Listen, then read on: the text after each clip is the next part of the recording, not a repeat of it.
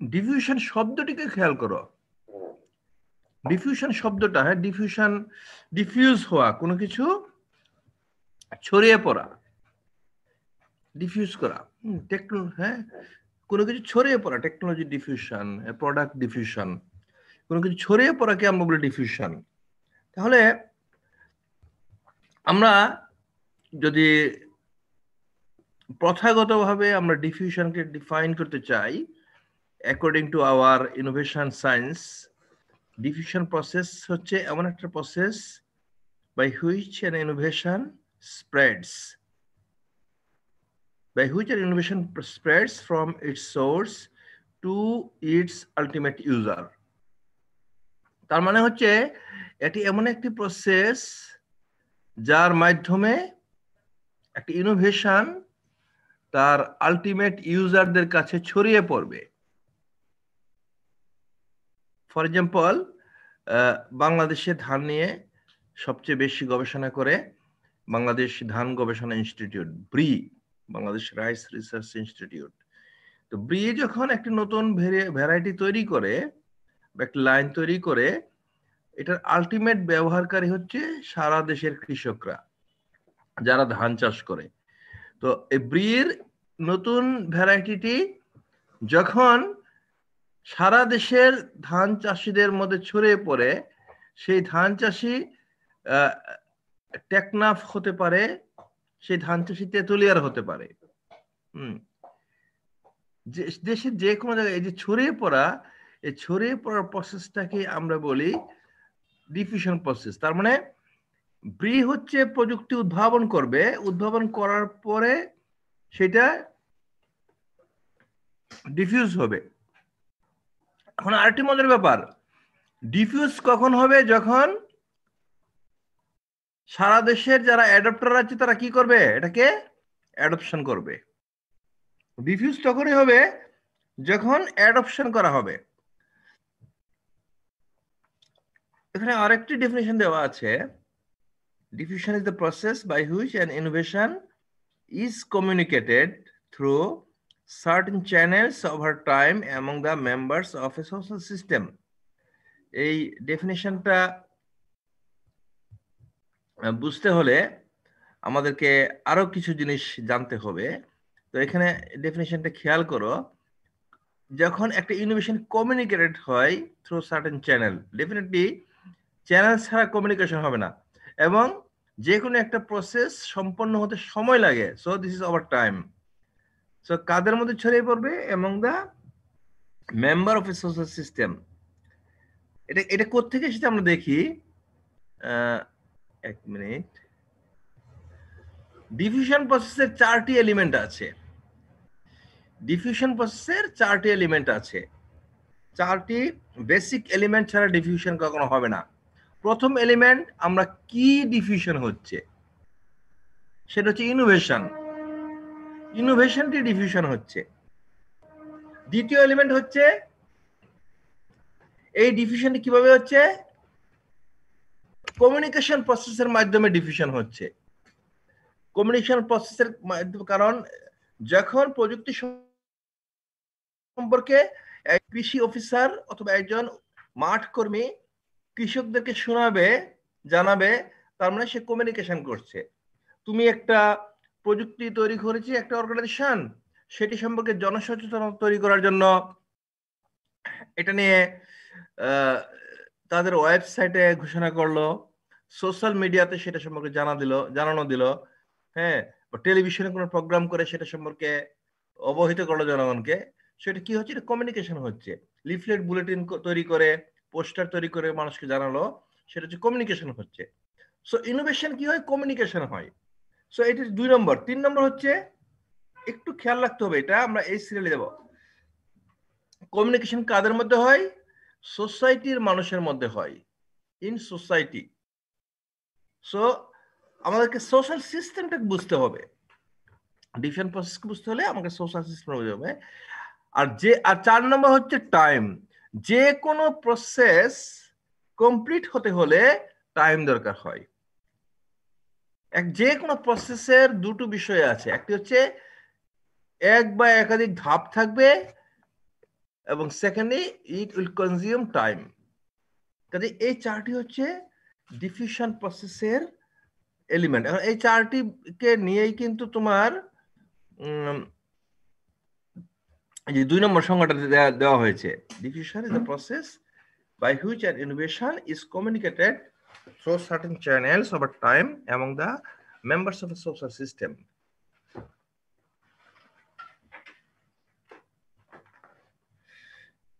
এখন অ্যাডপশন প্রসেসের সাথে ডিফিউশন প্রসেসের তাহলে ডেফিনেশন কি, পার্থক্য কি?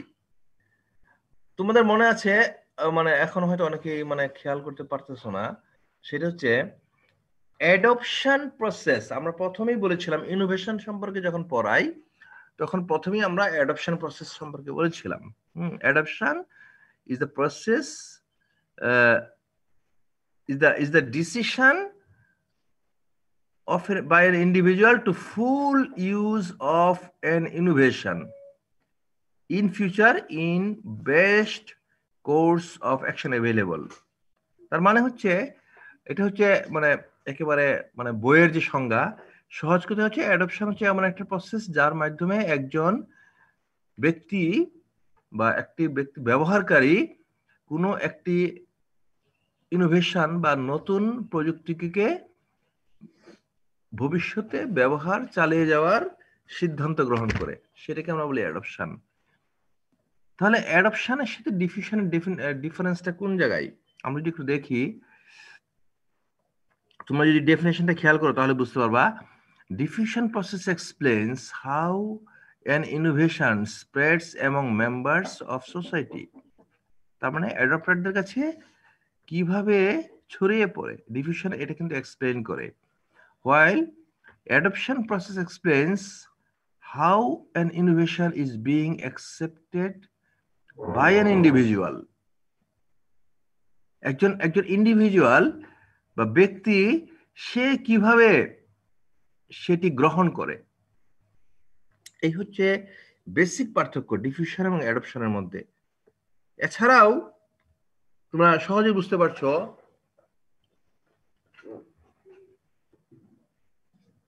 ডিফিউশন হচ্ছে একটা সোশ্যাল প্রসেস আর অ্যাডপশন হচ্ছে একটা ইন্ডিভিজুয়াল অ্যাফেয়ার, যেহেতু একজন ব্যক্তি সিদ্ধান্ত গ্রহণ করে, আর ডিফিউশন হচ্ছে সোসাইটিতে ছড়িয়ে পড়ে প্রযুক্তি। এই দুটো হচ্ছে একেবারে বেসিক ডিফারেন্স। এটা মাথায় রাখলে আমরা ডিফিউশন প্রসেস এবং অ্যাডপশন প্রসেসের পার্থক্যটা বুঝতে পারবো। সো আমরা চারটে এলিমেন্টের কথা বলেছি। এখন আমরা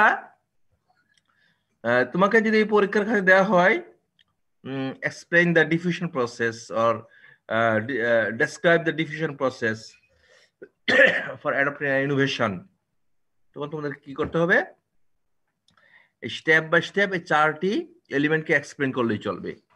এই প্রসেসের আলাদা বর্ণনা নাই, কিন্তু স্টেপ বাই স্টেপ এই চারটি প্রসেস এলিমেন্ট কাজে আমরা এই চারটি এলিমেন্টকে এখন একটু ছোট্ট আকারে এক্সপ্লেন করার চেষ্টা করব। কতগুলো জিনিস অলরেডি এক্সপ্লেইনড, কাজে ওইগুলি এখন আমাকে এক্সপ্লেন করার দরকার নাই। তুমি যখন পরীক্ষার খাতায় লিখবা তখন এটি লিখবে। যেমন তোমার প্রথম এলিমেন্ট হচ্ছে ইনোভেশন, যাকে ডিফিউজ করতে হয়। তাই তুমি পরীক্ষায় লিখবে একটা ইনোভেশন বলতে তুমি কি বুঝো, হ্যাঁ তোমাকে এটা লিখতে হবে। হ্যাঁ, so as you understand, innovation is an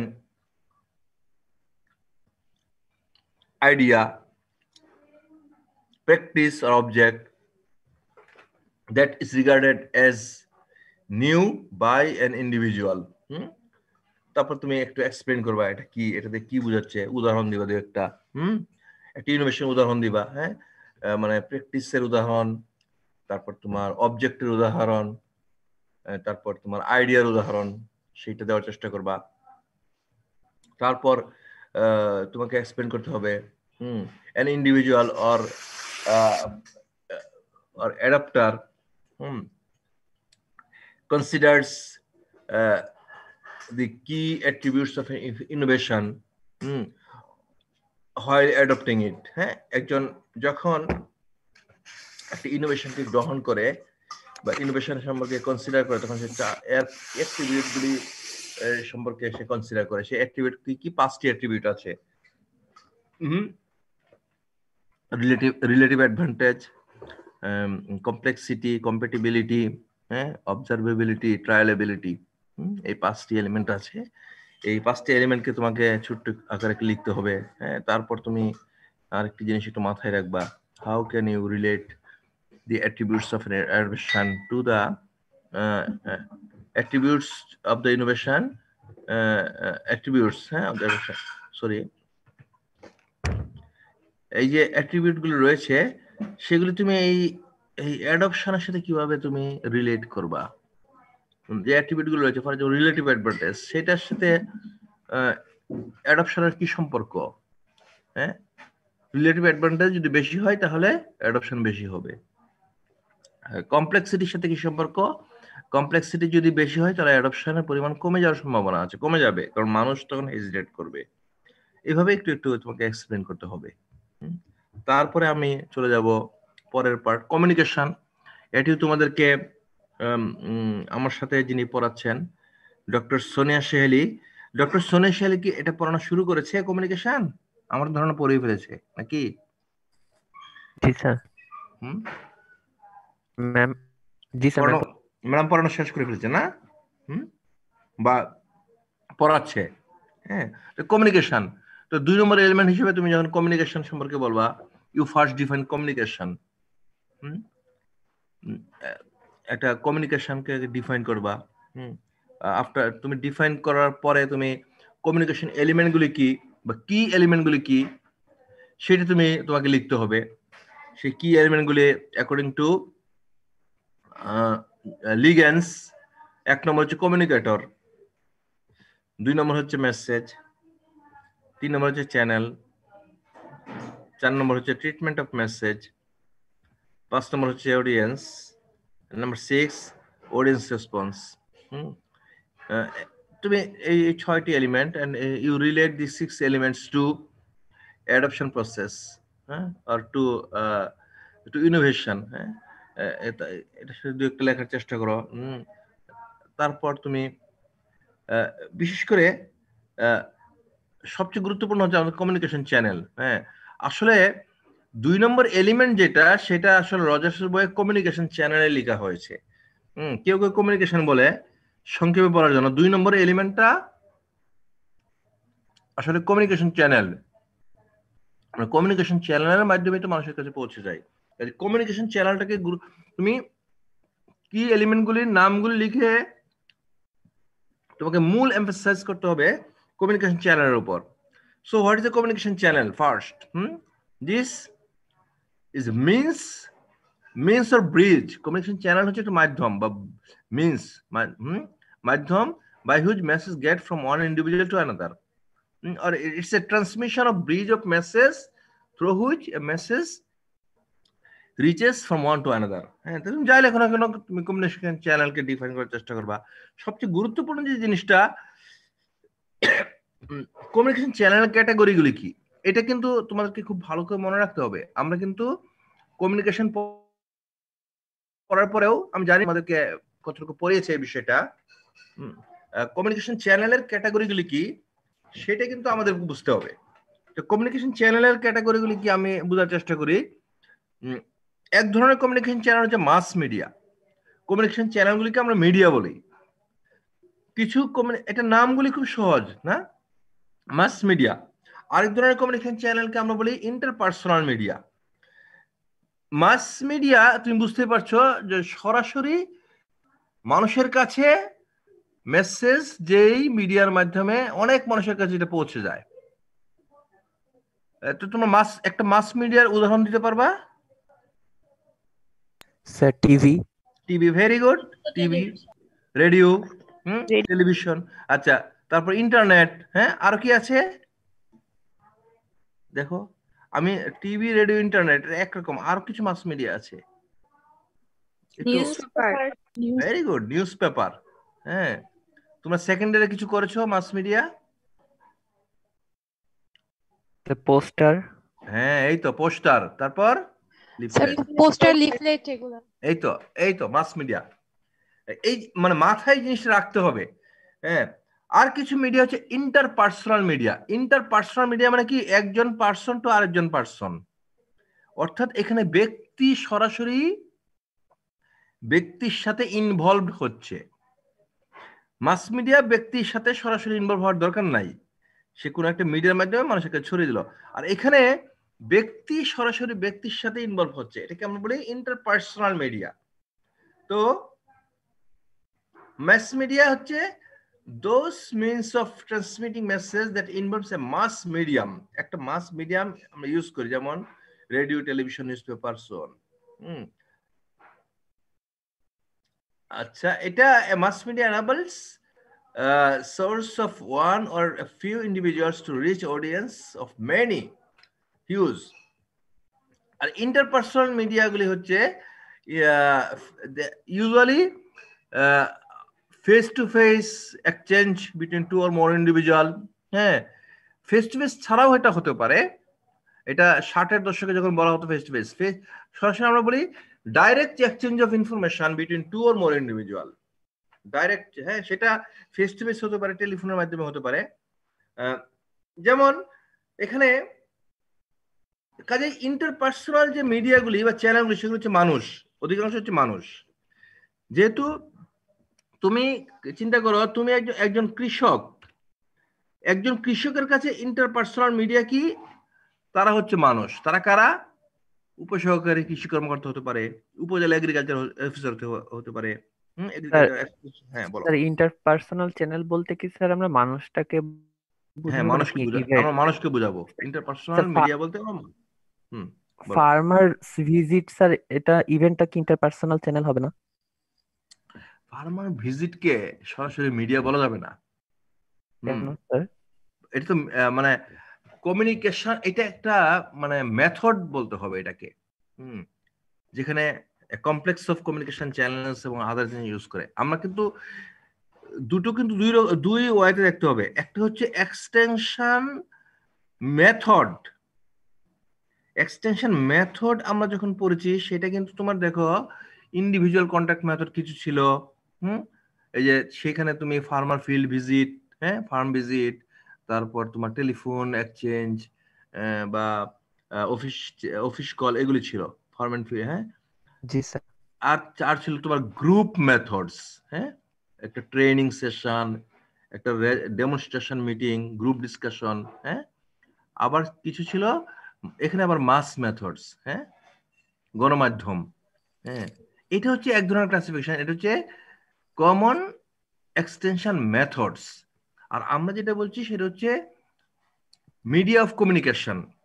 কাজে দুটো হচ্ছে কাছাকাছি কিন্তু একটু ডিফারেন্স আছে। আমরা এখানে এক্সটেনশন মেথডগুলো নিয়ে কথা বলছি না,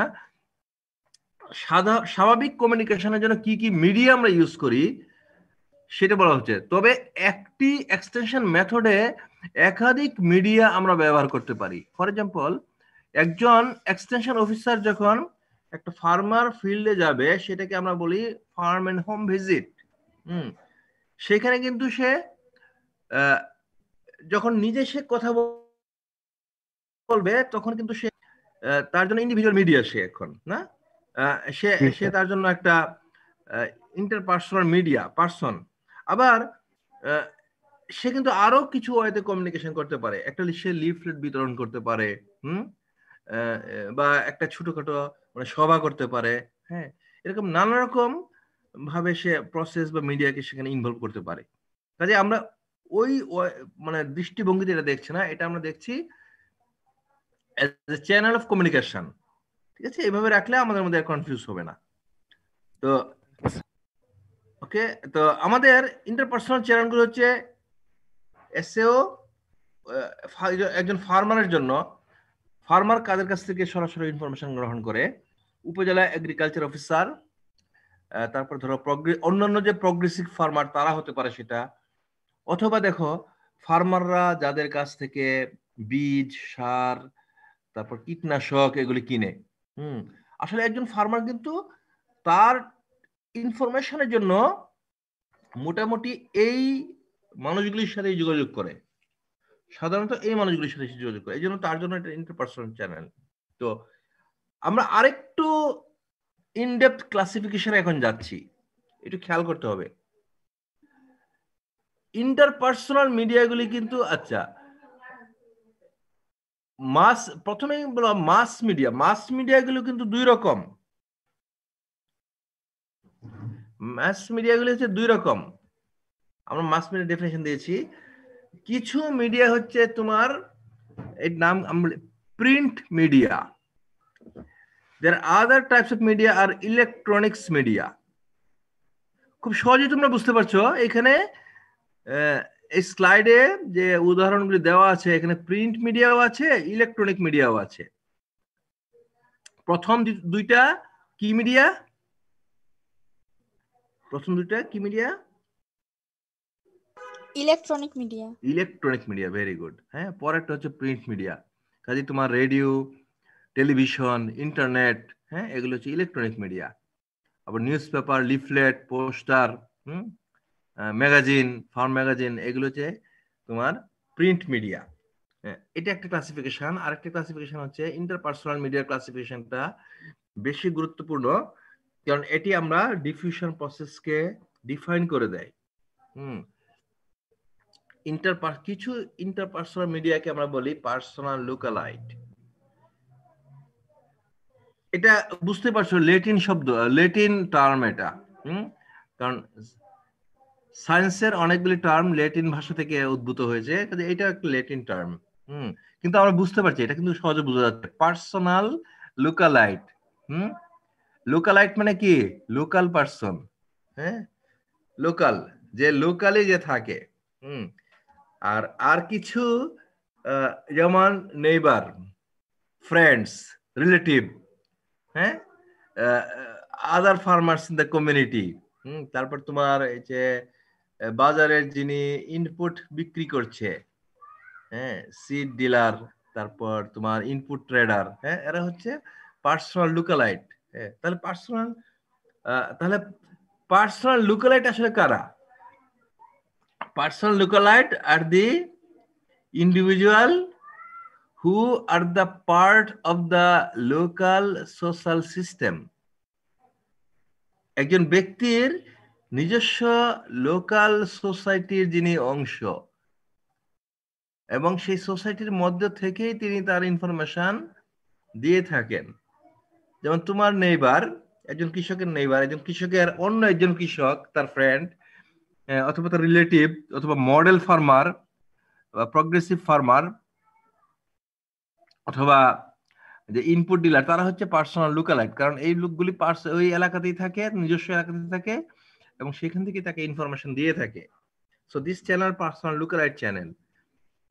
হু আর পার্সোনাল কসমোপলাইট। লুকালাইটের উল্টা, the persons who comes from outside the social system to an individual and gives information. আমি যদি বাংলায় বলি সেটা হচ্ছে, এরা হচ্ছে সেই সকল ব্যক্তি যারা একজন গ্রহণকারীর নিজস্ব সমাজের বাইরে থেকে এসে তার সাথে যোগাযোগ করেন।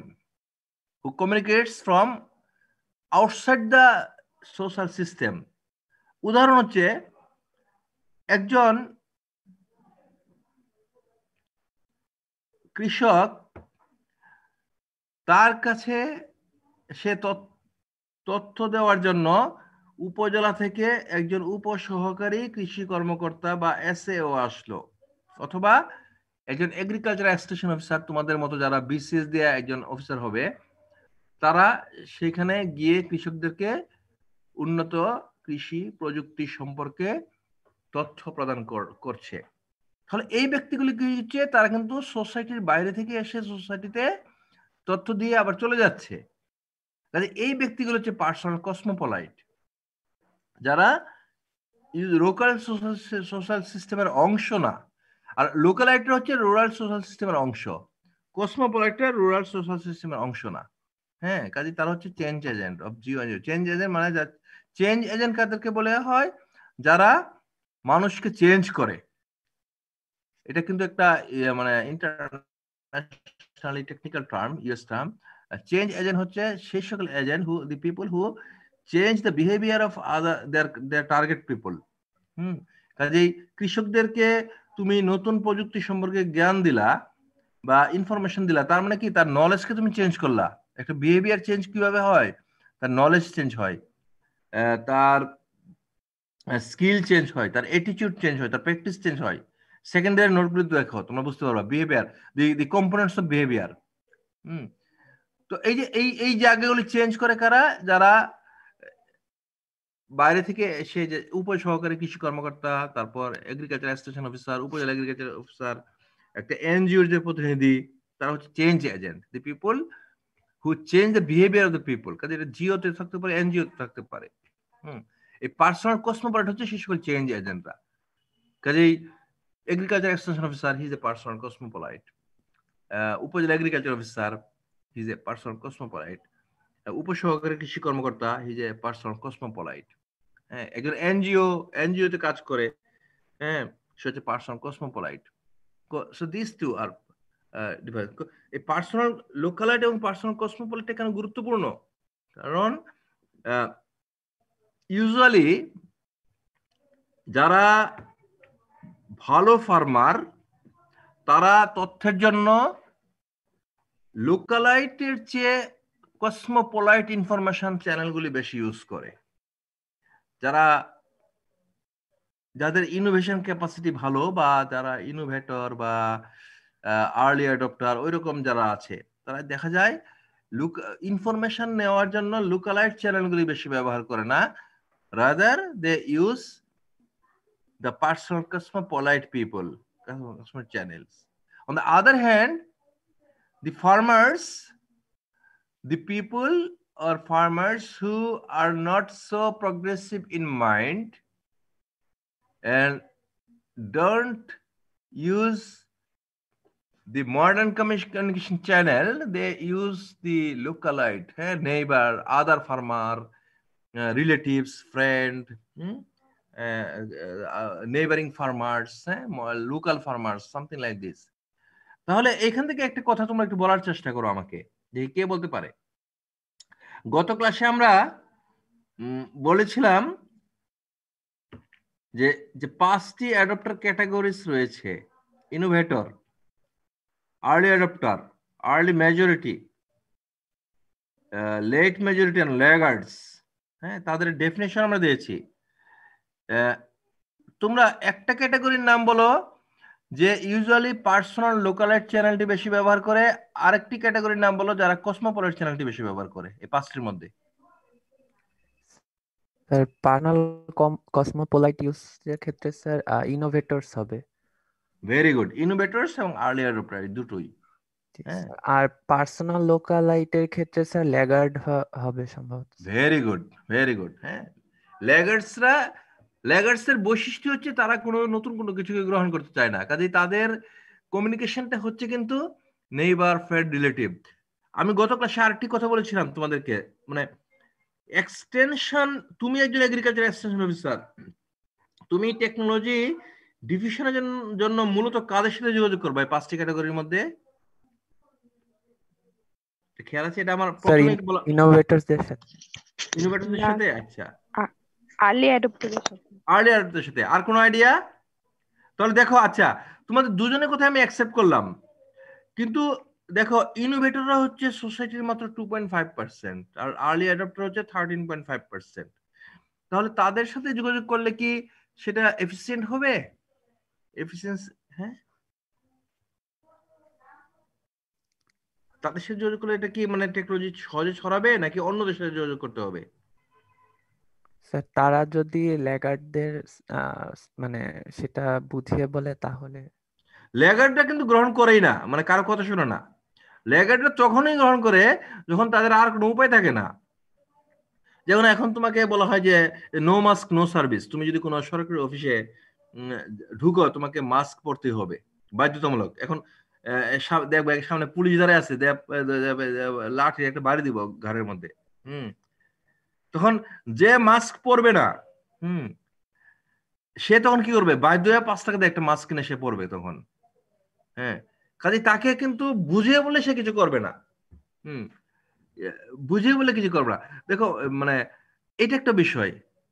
হ্যাঁ, আবার দেখো ইনোভেটর কিন্তু খুব একটা ছোট একটা ফ্র্যাকশন সোসাইটির, এবং যারা হচ্ছে অনেক পয়সাওয়ালা মানুষ। একটু আমি একটা টেলিফোন রিসিভ করবো, জাস্ট জাস্ট মানে অল্প একটু। হ্যাঁ, আমি হ্যালো, আসসালামু আলাইকুম। হ্যাঁ রোমান, হ্যাঁ আমি যে একটু পরে সমস্যায় যোগাযোগ করবো।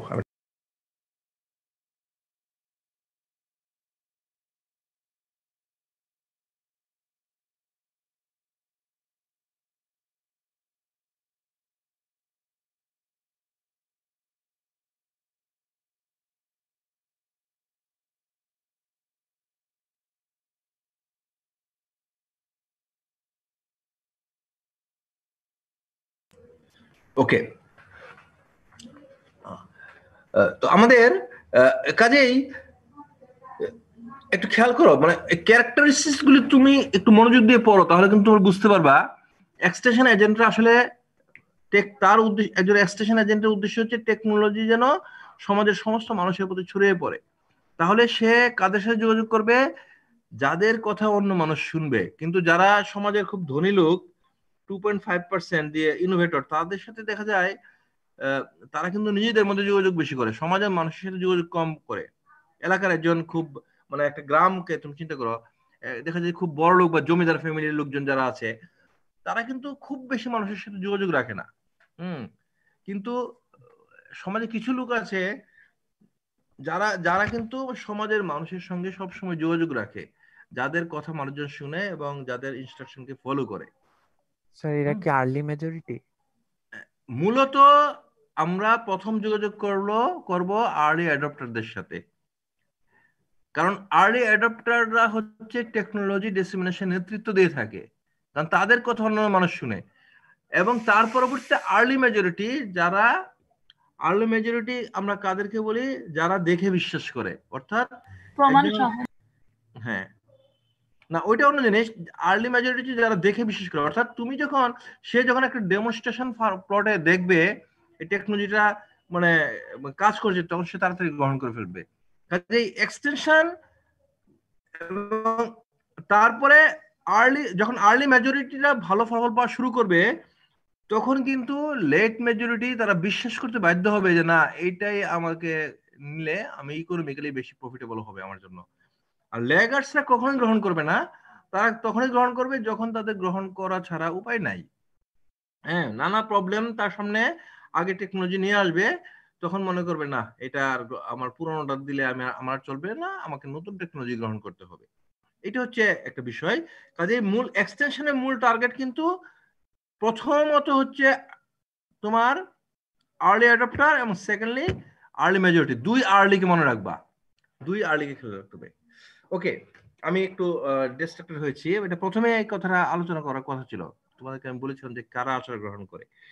সো এটা কিন্তু পরীক্ষায় আসে মাঝে মাঝে, শর্ট নোট আসে বা ক্লাস টেস্টে আসে, যে কাদের কাছে একজন এক্সটেনশন এজেন্টরা প্রযুক্তি নিয়ে যাবে এবং কেন, তাদের কাছে কেন নিয়ে যাবে, অন্যদের কাছে কেন নিয়ে যাবে না। এটা কিন্তু তুমি আমার মূল পয়েন্টটা ধরতে পারলে এটা তুমি সুন্দর করে গুছিয়ে লিখতে পারবা।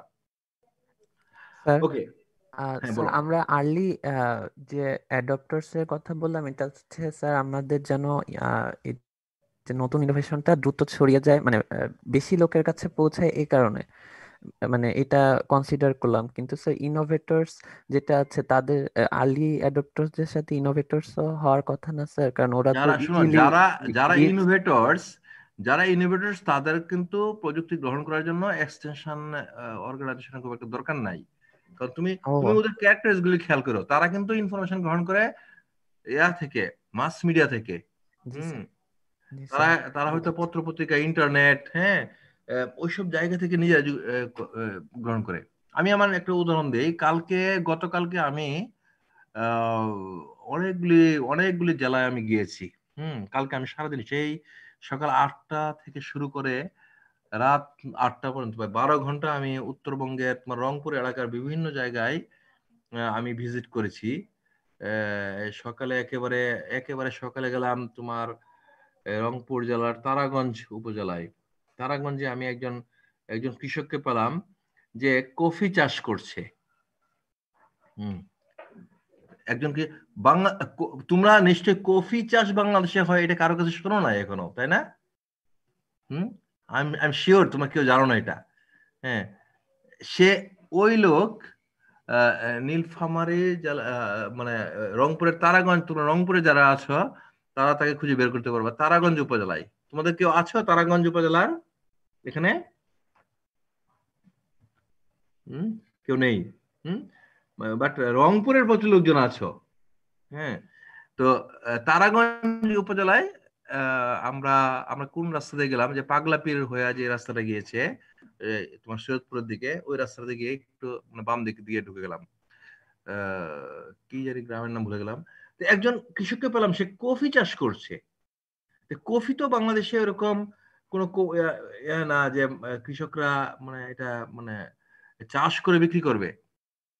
সে 28% জমিতে মানে প্রায় 3 ভাগের 1 একর জমিতে সে কফি চাষ করছে। তো ওই একটা একটা ছেলে, মুখলেসুর রহমান নাম, সে একটা কলেজ স্টুডেন্ট।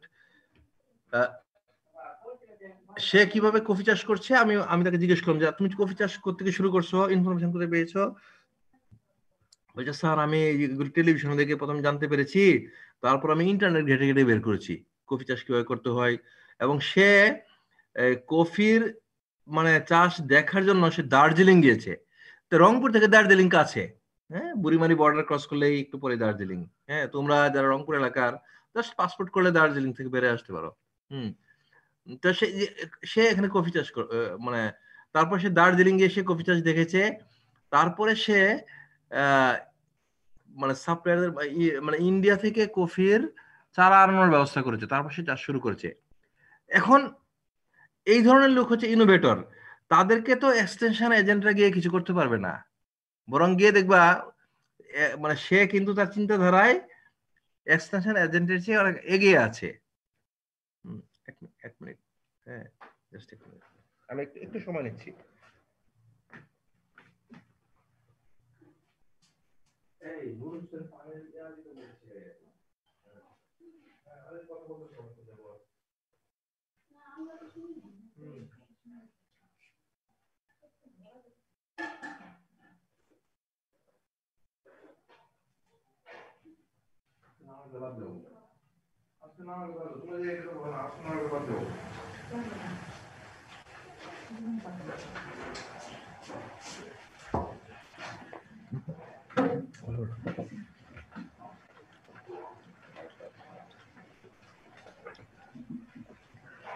কাজেই সরি আমি আবার ফিরে আসছি। তো কাজে এরকম ইউজুয়ালি ইনোভেটরদের সাথে প্রযুক্তি এক্সটেনশন করার জন্য দরকার পড়ে না, তারা আগেই কিন্তু নিয়ে নেয়। আমাদের সোসাইটিতে খুব কম মানুষ আছে, কিন্তু তুমি বাংলাদেশের এমন কোন জায়গা নাই, তুমি প্রতি গ্রামে না থাকলেও অনেক জায়গাতে দেখবা আছে এরকম কৃষক যে নিজে থেকে এমন কিছু একটা টেকনোলজি নিয়ে কাজ শুরু করছে যেটা সাধারণত অন্য কৃষকরা চিন্তাই করে নাই। এটা কিন্তু আছে। This people are innovator people. এবং ইউজুয়ালি দেখা যায় তাদের সাথে অন্যদের এত যোগাযোগটা নাই, কারণ সে তো একেবারে নতুন একটা প্রযুক্তি নিয়ে চিন্তা মানে কাজ করে, সেটা তো সে ডিসিমিনেট করবে না। কাজে তার পিছনে সময় দেওয়ার দরকার নাই। একজন এক্সটেনশনের সময় দিবে দুই রকম ফার্মারদের, যাদের কথা অন্যরা শুনবে এবং যারা সহজে গ্রহণ করবে। হ্যাঁ, যাদের কথা অন্যরা ফলো করবে। কাজে যারা আর্লি মেজরিটি, তাদের একটা তোমরা দেখেছ, তাদের মধ্যে লিডারশিপ কোয়ালিটি অনেক ভালো আছে, অর্থাৎ এদের কথা ওপিনিয়ন লিডারশিপ, এদের কথা অন্যরা শুনবে। আরেকটি হচ্ছে তোমার যারা সহজে গ্রহণ করবে, তারা হলে আর্লি মেজরিটি। এই দুই আর্লিকে আমাকে কনসেন্ট্রেট করতে হবে। তোমরা একটু মানে কেন তারা করবে, কেন তারা অন্যরা করবে না, এটা একটু গুছিয়ে তোমাদের ভাষায় তোমরা লেখার চেষ্টা করো পরীক্ষার খাতায়। তো এনিওয়ে আমরা পরের স্লাইডে চলে যাচ্ছি। আমাদের সময় কতক্ষণ আছে? আর বেশি নাই। পার্সোনাল, কসমোপলাইট, লোকালাইট আমরা শেষ করলাম। Social system. সোশ্যাল সিস্টেম হচ্ছে একটু ক্রিটিক্যাল, তোমাদেরকে একটু মনোযোগ দিয়ে পড়তে হবে। হ্যাঁ, আমরা এই সোশ্যাল সিস্টেমের কিছু অ্যাসপেক্ট রয়েছে যেটা ডিফিউশনে গুরুত্বপূর্ণ ভূমিকা পালন করে। একটা হচ্ছে সোশ্যাল স্ট্রাকচার। সোশ্যাল স্ট্রাকচারটা কিরকম? হ্যাঁ, ধরো গ্রামীণ সোসাইটি, গ্রামীণ সমাজ এবং শহরের সমাজ, হ্যাঁ, প্রগ্রেসিভ সমাজ, তারপর পিছিয়ে পড়া সমাজ, আজই দেখা যায় সোশ্যাল স্ট্রাকচারের উপর ডিপেন্ড করে আমরা কতটুকু তাড়াতাড়ি ইনোভেশন হবে। যেগুলি গ্রামীণ সোসাইটিতে ইনোভেশন আস্তে আস্তে ছড়ায়, আর আরবান সোসাইটিগুলিতে ইনোভেশন তাড়াতাড়ি ছড়ায়। আবার যে সকল সোসাইটি প্রগ্রেসিভ সোসাইটি, অর্থাৎ শিক্ষা দীক্ষা মানুষের বেশি আছে, মানুষের বিভিন্ন জায়গায় যাতায়াত আছে, হ্যাঁ, তারা টেকনোলজিকে মানে সাথে যোগাযোগ আছে, সেই সব সোসাইটিকে আমরা বলি প্রগ্রেসিভ সোসাইটি। সেই প্রগ্রেসিভ সোসাইটিগুলিতে টেকনোলজি আগে ছড়ায়, আর যেগুলি অর্থোডক্স সোসাইটি বা কনজারভেটিভ সোসাইটি সেইগুলিতে টেকনোলজি পরে ছড়ায়। কাজে সোশ্যাল স্ট্রাকচার গুরুত্বপূর্ণ একটা বিষয়। সোশ্যাল নর্ম, সোশ্যাল নর্ম হচ্ছে আমরা সামাজিক আচরণ, সামাজিক আচরণ, অর্থাৎ এক্সপেক্টেড আচরণ। মূল কথা হচ্ছে এটা ভ্যালুর সাথে বিষয়টা জড়িত। সোশ্যাল নর্মের সাথে যদি টেকনোলজির কোনো বিরোধ না ঘটে তাহলে টেকনোলজি মানুষ তাড়াতাড়ি গ্রহণ করে। সোশ্যাল নর্মের সাথে যদি টেকনোলজির বিরোধ না হয়, ফর এক্সাম্পল ধরো মানে কোনো একজন কৃষক গ্রামে সে মাংস বিক্রির জন্য ইচ্ছা করলে সে কিন্তু পিগ প্রোডাকশন করতে পারবে না আমাদের দেশে। হ্যাঁ, পিগ প্রোডাকশন করতে পারবে না, কারণ পিগের মাংস ভালো চাহিদা আছে, বিক্রি হয়, কিন্তু পিগ প্রোডাকশন করতে পারবে না। কি কারণে করতে পারবে না? সোশ্যাল নর্ম কিন্তু সেটাকে সাপোর্ট করবে না। হ্যাঁ, যে আমাদের দেশে কৃষকরা মানে এই যে ব্রয়লার মুরগি বা ডেয়ারি ফার্মের মতো পিগ ফার্ম করবে, এটা এখনো সমাজে ততটা মানুষজন গ্রহণ করবে না। বা সে তার কাস্টমার লেভেলে তখন এই প্রবলেমটা তৈরি হবে। এটা হচ্ছে সোশ্যাল নর্মের বিরোধী একটা টেকনোলজি। এরকম টেকনোলজি যদি সোশ্যাল নর্মের সাথে সাংঘর্ষিক হয় তাহলে সেটা কিন্তু ডিফিউশন হতে দেরি হবে। আর যে সোশ্যাল নর্মের সাথে ধরো সামাজিক চাহিদার সাথে সেটার গুরুত্ব থাকে, হ্যাঁ, যেমন আমরা ভাত খাই সেজন্য ভাতের টেকনোলজি তাড়াতাড়ি ছড়িয়ে পড়ে, আর আমরা যেটা ব্যবহার করি না সেই টেকনোলজি তাড়াতাড়ি ছড়িয়ে পড়ে না। কাজেই সোশ্যাল নর্ম হচ্ছে একটা গুরুত্বপূর্ণ বিষয়।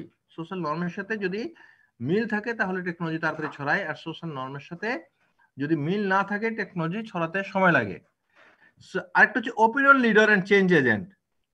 ওপিনিয়ন লিডার হচ্ছে তারাই যাদের কথাকে অন্য মানুষজন সহজে ফলো করে। হ্যাঁ, গ্রামের লিডার কিন্তু গ্রামে দুই রকম থাকে। একটা হচ্ছে যে মানে নিজের প্রয়োজনে লিডারশিপ দেয়, মানুষের জনসাধারণের মানে সাথে তার সম্পর্কটা ওই লেভেলে থাকে না, জনগণ ইচ্ছা করে তার কথা শুনে না, কিন্তু যারা হয়তো পলিটিক্যাল বা ভেস্টেড কোনো গ্রুপ থাকে সেই গ্রুপের সাথে ফলো করার কারণে তার কথা শুনে। জমিদারদের যে লাঠিয়ালরা থাকে, জমিদারদের সেই হিসাবে লিডার, কিন্তু তার সে কাদের লিডার? লাঠিয়ালদের লিডার। আর পলিটিক্যাল পার্টির যে লিডার দেখা যায় যে পলিটিক্যাল কারণে করে। আবার কতগুলি লোক আছে বিষয়টা এরকম না, সে যে কোনো বিষয়ে কথা বললে যে ওপিনিয়ন লিডারদের একটা ক্যারেক্টারিস্টিক, তারা রেসপেক্টেড পারসন, তাদের কথাগুলো মানুষজন শুনবে। যেমন একজন শিক্ষিত গ্রামের একজন শিক্ষিত ব্যক্তি বা বয়স্ক লোক, অনেক সময় দেখা যায় যে স্থানীয় স্কুলের শিক্ষক, হ্যাঁ, মসজিদের ইমাম সাহেব, তাদের মানে কথাকে মানুষজন গুরুত্ব দেয়। হ্যাঁ, বা একজন খুব মানে শিক্ষিত এবং এক্সটেনশনের সাথে যোগাযোগ আছে এরকম ফার্মার, যার কথা আমরা শুনে, এদেরকে আমরা বলি ওপিনিয়ন লিডার, যাদের ওপিনিয়নকে মানুষ ফলো করে। যে সোসাইটিতে ওপিনিয়ন লিডারের সাথে যোগাযোগ মানুষের বেশি থাকবে বা ওপিনিয়ন লিডার থাকবে, সেখানে কিন্তু টেকনোলজি ডিফিউশনটা তাড়াতাড়ি হবে। আর ওপিনিয়ন লিডারদেরকে যদি আমরা টেকনোলজি ডিফিউশনে ইনভলভ না করি তাহলে কিন্তু মানে কম হবে। একটা কথা এখানে বলে রাখি, তোমরা গ্রামে গঞ্জে গেলে কিন্তু অনেক জায়গায় দেখবা প্রদর্শনী প্লট, হ্যাঁ, ডেমনস্ট্রেশন প্লট।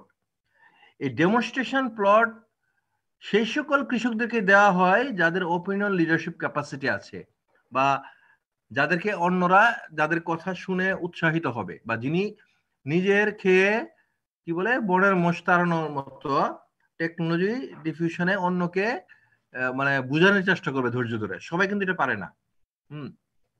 আরেকটা হচ্ছে চেঞ্জ এজেন্ট। হ্যাঁ, যে সকল এলাকায় চেঞ্জ এজেন্ট বা এক্সটেনশন অফিসাররা আছে, এক্সটেনশন পিপল আছে, তাদের এন্ট্রি আছে, তাদের যাতায়াত আছে, সেই জায়গাগুলিতে টেকনোলজি ডিফিউশনটা বেশি হবে, অন্য জায়গাগুলিতে টেকনোলজি ডিফিউশনটা কম হবে।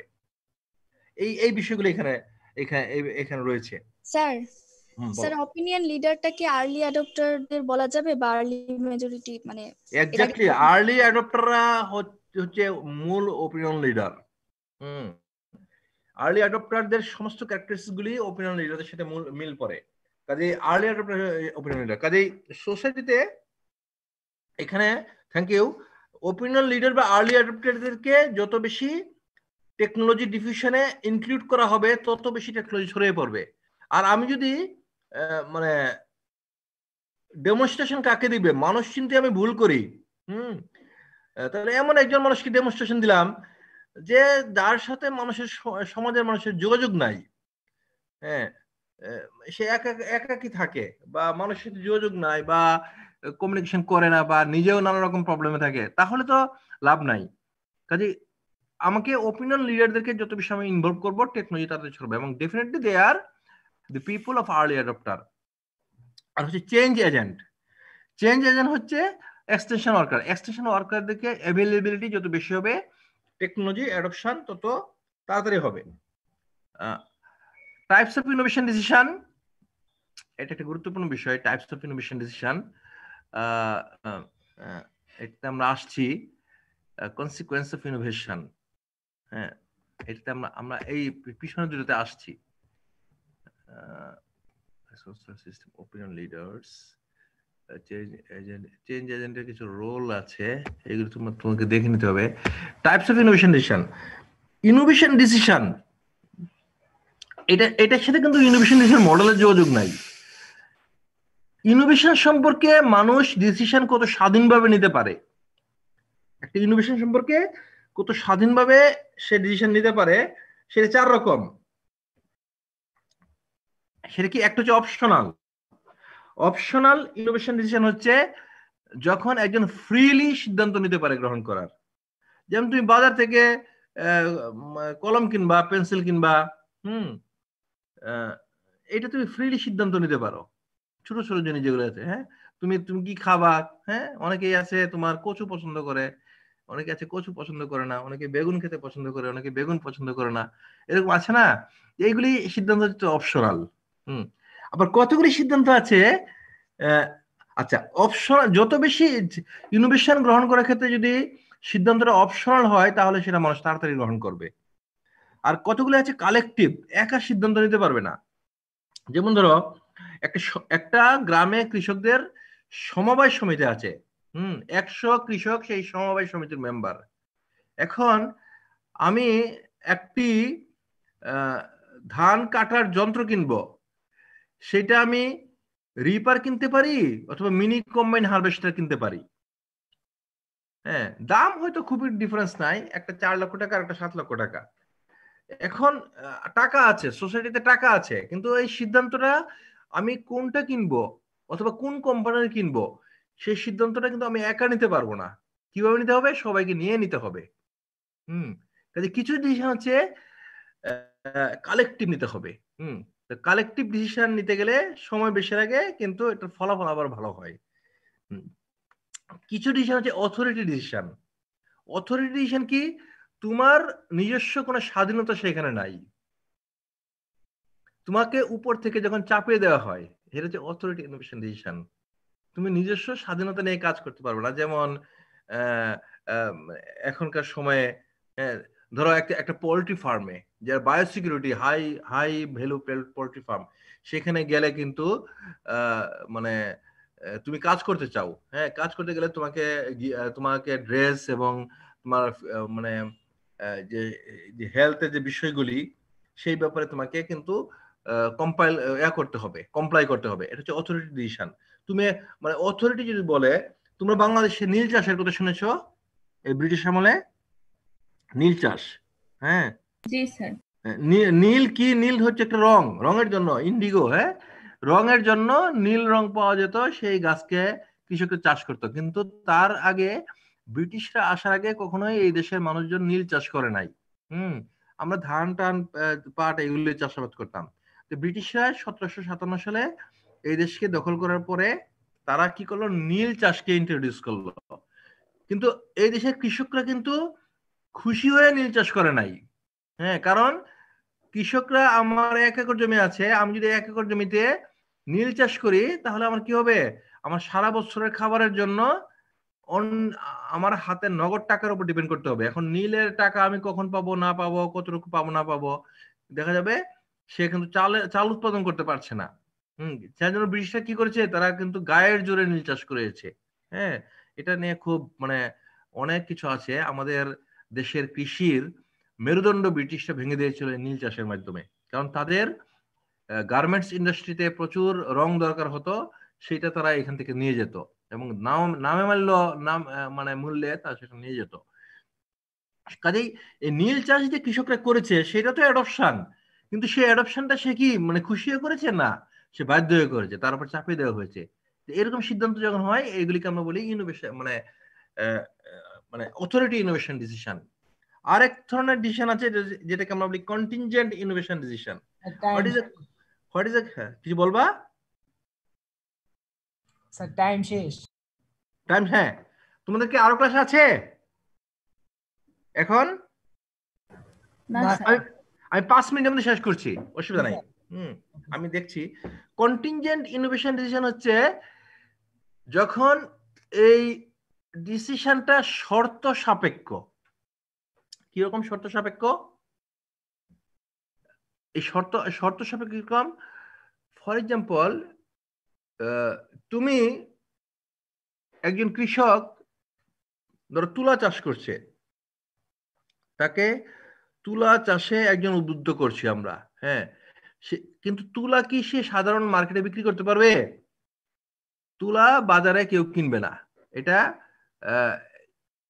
ফার্স্ট ডিগ্রি কনজিউমার গুড না। কাজেই যদি তুমি তুলা চাষ কৃষককে অ্যাডপশন করাতে চাও তাহলে সেই তুলার উপকরণ সরবরাহ করার ব্যবস্থা করতে হবে, কারণ এটা সাধারণ মার্কেটে পাওয়া যাবে না, এবং প্রোডাক্টকে মার্কেটিং করার ব্যবস্থা তোমাকে করে দিতে হবে। এরকম যখন কোনো ইনোভেশনের ডিসিশনটা স্বাধীনতার কন্টিনজেন্ট বা শর্ত সাপেক্ষ, সেটাকে আমরা বলি কন্টিনজেন্ট ইনোভেশন ডিসিশন। তো আজকে আমরা এই পর্যন্তই রাখছি, আগামী ক্লাসে এটা আমরা শেষ করব। আজকে এই পর্যন্ত থাক। তো তোমাদের মাঝে এখন কতজন আছে? এখন তো অনেক মানুষজন আছে। আচ্ছা, যারা অ্যাটেন্ডেন্স দেও নাই, তারা চ্যাট বক্সে গিয়ে তাদের এটা আইডিটা একটু লিখে দাও। হ্যাঁ, আর আমরা ক্লাস এখানে শেষ করছি। যারা অলরেডি চ্যাট বক্সে তোমার নাম আইডি নাম্বারটা লিখে দিয়েছো তাদের লেখার দরকার নাই, যারা প্রথমে দেওয়া নাই তারা এখন দাও, তাহলে হবে। ঠিক আছে, আজকে তাহলে আমরা এই পর্যন্তই রাখি।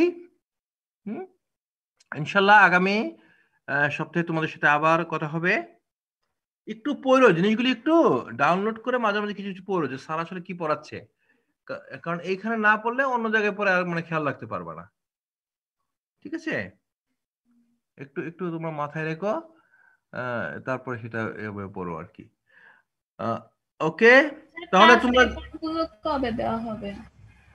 আমি ক্লাসগুলি একটু আগে নেই, কারণ আমি অন্য অনেকগুলি কাজ করছি। তোমরা এই জিনিসগুলি এমনি নেট থেকে দেখতে পারো, আর স্ট্রাকচার ওয়েতে ক্লাসগুলি আমরা তোমাদেরকে আর কয়েকদিন পরে দিব। আমি ক্লাসগুলি একটু শেষ করে গুছিয়ে নেই, তারপরে আমি তোমাদেরকে একটু গুছিয়ে দিব।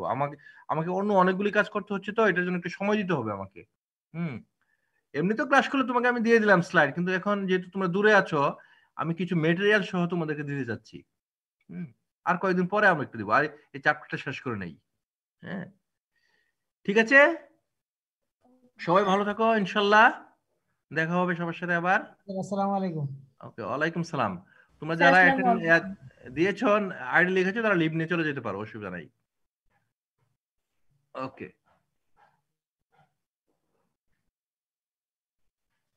ঠিক আছে, আসসালামু আলাইকুম।